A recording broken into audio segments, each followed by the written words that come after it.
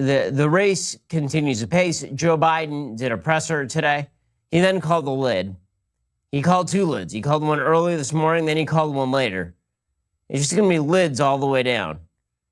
So here is Joe Biden claiming that he is going to be the next president of the United States, which, of course, again, means nothing until the counts are actually completed. Now, after a long night of counting, it's clear that we're winning enough states to reach 270 electoral votes needed to win the presidency. I'm not here to declare that we've won, but I am here to report when the count is finished, we believe we will be the winners. Okay, so a little bit of cautious wording there from Joe Biden, basically saying, I'm not saying we won, but I'm pretty sure we won. Right, then Joe Biden went off on the popular vote, which of course nobody cares about because that is not how the game is played. If this were about the popular vote, then what you would assume is that President Trump would worry deeply about going to deep red states and making sure that everybody got out to vote in, say, Tennessee. Right, if this were all just about the popular vote, then what you would end up with is Joe Biden campaigning solely in California and New York and Massachusetts, and Donald Trump campaigning all over the deepest red states. He'd be in Alabama all day long, making sure that every last person in Alabama went out and voted. But that's not how this works.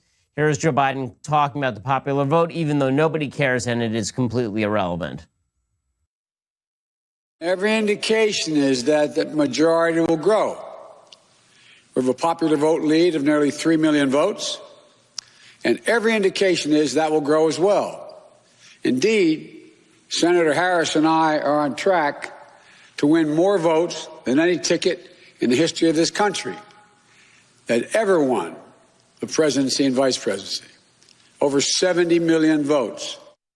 People say this sort of stuff, that's because the electorate expanded. Okay, he didn't win the greatest vote share in the history of the country.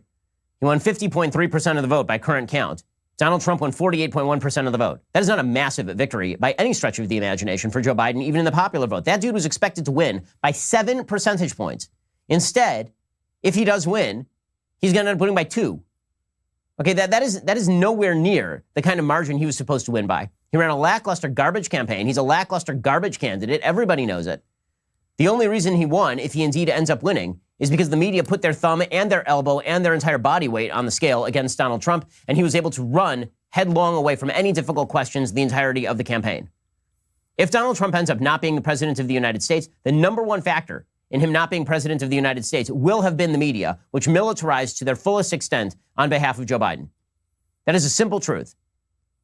Now, the only good news is if Joe Biden is president, he is going to be a much hampered, feeble president. Right now, it appears pretty confident that the Republicans are going to maintain their Senate majority, which means he's not going to be dealing with a pliant Chuck Schumer pushing to get rid of the filibuster. He is instead going to be dealing with Cocaine Mitch. And good luck to Joe Biden on that one. That's good news for Americans, really good news for Americans. Having the backstop of Mitch McConnell and a Republican Senate is extremely important because Joe Biden, with all of the controls of the government levers, would be a hell of a lot more scary than feeble old Joe going up against Cocaine Mitch, one of the great political operators that I've ever seen. So that's worst case scenario. But this thing ain't over yet.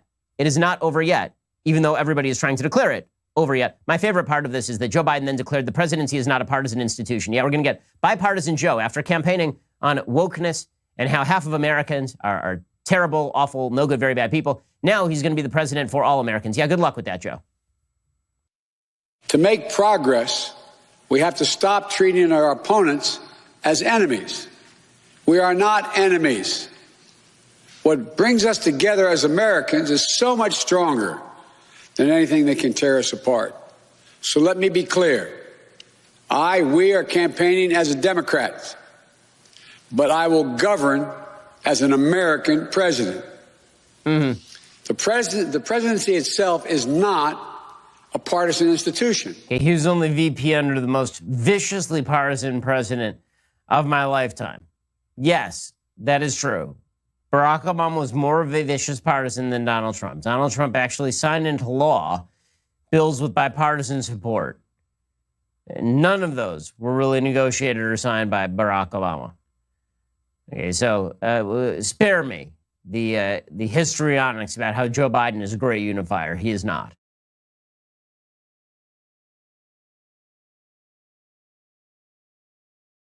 I hope you enjoyed that clip from the Ben Shapiro Show. If you did, go ahead and hit the subscribe button so you stay up to date on all of our future content.